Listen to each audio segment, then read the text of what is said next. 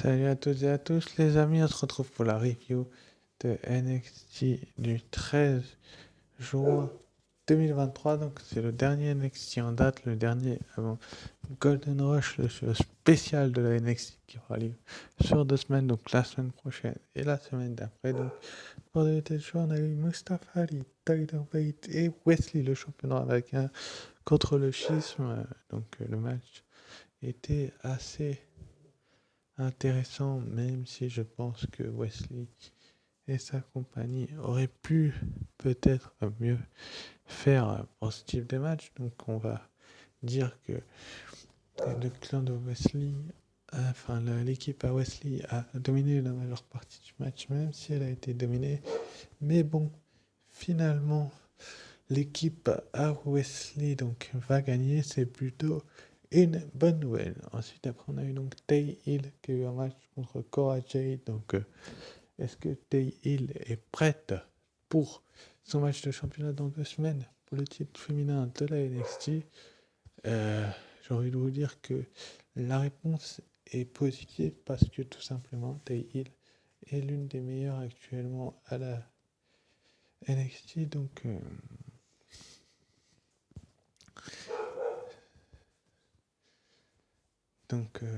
forcément qu'elle a remporté la bataille royale, vous allez me dire que c'est une bonne chose, mais elle n'a pas juste remporté la bataille royale, j'ai envie de vous dire, elle l'a un petit peu dominée, donc c'est plutôt une bonne nouvelle qu'elle ait dominé cette bataille royale et qu'elle ait éliminé pas mal de catcheuses. Alors, des renoms comme Roxanne Perez, je crois que c'est elle qui l'a éliminé, un truc comme ça, finalement, elle a gagné et c'est plutôt une bonne chose. Ensuite, après, on a eu Nathan Fraser contre Oro Mensah parce que Noam Dar était soi-disant blessé. Je dis moi soi-disant parce que je pense que, que il n'y avait pas vraiment besoin de ce type de rencontre pour tout simplement mettre en valeur Noam Dar ou Oro Mensah.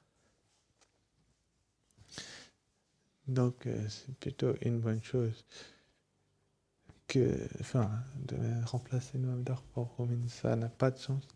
Nathan Fraser donc récupère l'Heritage Cup, donc la coupe de l'héritage tout simplement, et c'est plutôt une bonne nouvelle, même si je pense que la WWE s'est un petit peu trompée en offrant la coupe à Nathan Fraser, qui est un catcheur de renom et bourré de talent, mais bon, c'est comme ça. Ensuite, après, on a eu une discussion entre Von Wagner et Robert Stones.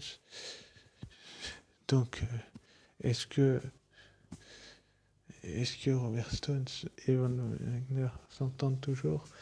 Ils sont supposés toujours s'entendre, donc c'est plutôt une bonne chose qu'ils s'entendent encore. Mais bon, il n'est pas censé être là, Robert Stone, mais c'est comme ça. Ensuite, après, donc, on a eu Dava Keito qui a affronté Scripps et son partenaire, que je ne me rappelle plus du nom. C'était Scripps et le catcheur qui l'affronte assez souvent. Enfin bref, Scripps et le catcheur qui l'a démasqué tout simplement. Si je me rappelle du nom ou vous en rappelez, n'hésitez pas à le mettre en commentaire. Mais en tout cas, la team Scripps, on va l'appeler, s'est imposée et forcément, c'est une bonne news parce que je pense que Scripps est un catcheur de renom qui a besoin de pas mal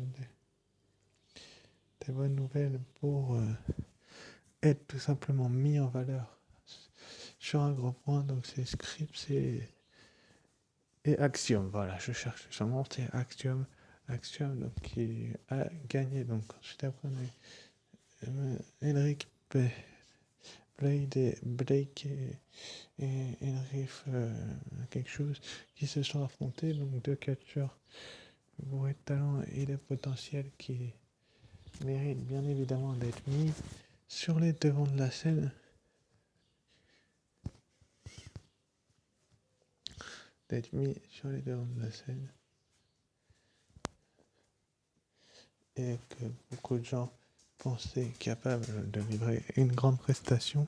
Ça a été bien évidemment le cas, même si la WWE a poussé pour que les deux catcheurs soient mis en avant sur un gros point.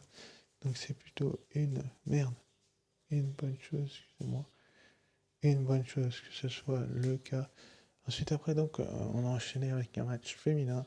Roxane Perez contre Tatum Paxley, je crois que c'est ça. En tout cas, Roxane Perez a remporté le match. Roxane Perez donc renoue avec la victoire. Elle avait un petit peu perdu ses opportunités pour le titre, etc., etc. Mais là, elle renoue avec la victoire. Est-ce qu'on l'a reconstruit petit à petit pour un nouveau règne en tant que championne féminine de la NXT? Il faudra voir ça dans les prochaines semaines parce que le titre, pour le moment, est bien accroché sur les épaules d'une certaine Tiffany Stratton qui le défendra dans 2 semaines à NXT Golden Rush, donc le 27 juin, face à Tay Hill. En tout cas, Roxane Perez s'est débarrassée de son adversaire d'une manière assez efficace. Et puis elle a pris le micro et elle a dit, tout simplement en s'adressant à Blair Davenport, qu'elle allait lui faire regretter tout ce qu'elle avait fait aux autres catcheuses. Donc on va bien voir là où ça va nous mener. Est-ce qu'on va avoir un match dans la deuxième nuit de Golden Rush entre Roxane Perez et Blair Davenport? Ça serait pas mal, hein. Je dirais pas non.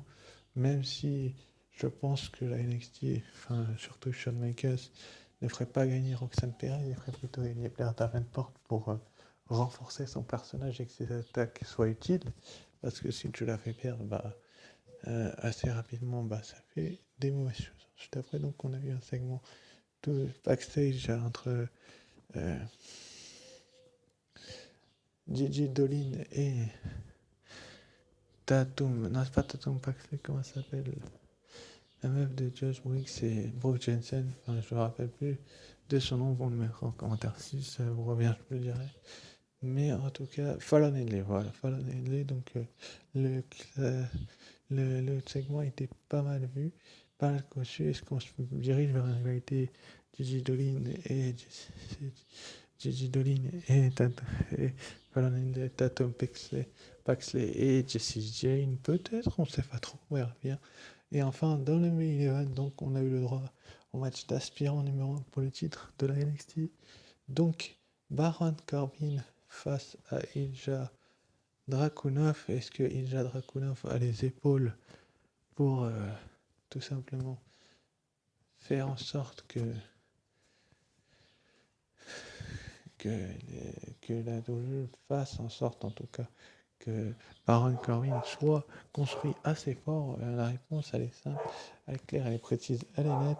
C'est oui, Baron Corbin est un catcheur bourré de talent et de potentiel qui a tout ce qu'il faut pour tout simplement faire en sorte que la WWE soit mise en avant et que lui soit construit de plus en plus fort. En tout cas, il va finalement remporter ce match et devenir challenger numéro 1 au titre de la NXT. Et ensuite, après, il va vouloir attaquer Ilja Dragunov, mais le bon samaritain qu'il est, Monsieur Carmelo Hayes, le champion de la NXT, est tout simplement arrivé et il a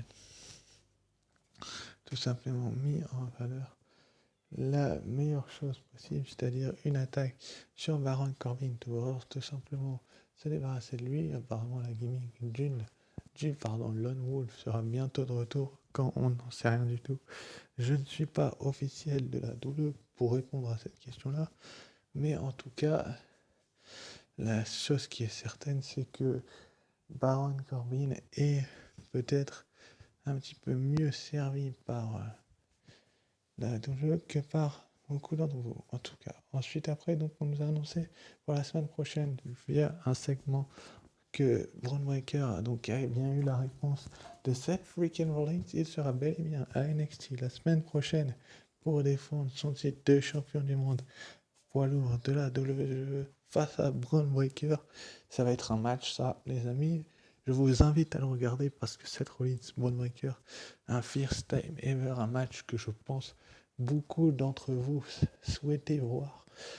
Donc Seth Rollins face à Braun Breaker, il va se retrouver un Open Challenge à Raw face à Finn Balor également. Donc c'est un champion combatif. Je suis désolé pour ceux qui diront le contraire. Ensuite, après, on nous a aussi annoncé le match entre Wesley et Tyler Bate avec en invité spécial donc un certain Mustafa Ali pour le titre nord-américain. Est-ce que Tyler Bate peut récupérer le titre? On aura la réponse au prochain NXT et on aura un match d'aspirant pour la semaine suivante entre Josh Brooks Jensen, Enof Maleke Valade, Hank Waller et Tank Ledger. Un combat triple menace pour savoir qui affrontera Gallus du côté de la nuit numéro 2 de NXT Gold Rush. Ça va être un show que je pense il va rester dans les annales. Comme pour combien de temps, je n'en sais rien, mais ce qui est certain, c'est que la WWE sait très bien ce qu'elle fait. Et donc enfin, en dernier combat, c'est pour la semaine prochaine, donc Dana Brooke face à Cora Jade. Cora Jade qui a déjà battu des catcheuses du roster principal, va-t-elle réussir à résoudre le problème Dana Brooke? Personnellement, je ne verrais pas les raisons qu'elle n'y parvienne pas, mais avec la WWE, on ne sait jamais ce dont elle est capable, donc peut-être que oui, peut-être que non. Ce qui est certain, c'est que Dana Brooke est prête à tout pour tout simplement pour être mise en valeur. Donc, est-ce que Dana Brooke va réussir la bonne chose? Je ne suis pas certain qu'elle a eu une bonne idée en attaquant Cora Jade, mais en tout cas, elle a été mise sur les devants de la scène. Même si je pense que ils auraient pas dû. Ensuite, après, donc, pour la semaine suivante, on aura Corbin Ace pour le titre NXT, le match entre Tiffany Stratton et les gagnants, et on va avoir d'autres matchs dévoilés la semaine prochaine. En tout cas, je vous remercie d'avoir suivi cette vidéo. Et donc, j'avais dit à une certaine époque que je dédicassais les vidéos aux catcheurs français. Donc, cette vidéo-là, je vais la dédicacer à Kuro the Kid, tout simplement, parce qu'il a tellement progressé qu'il mérite une petite dédicace. Sur ce, je vous dis à très vite, ciao et à demain pour la vidéo de SmackDown.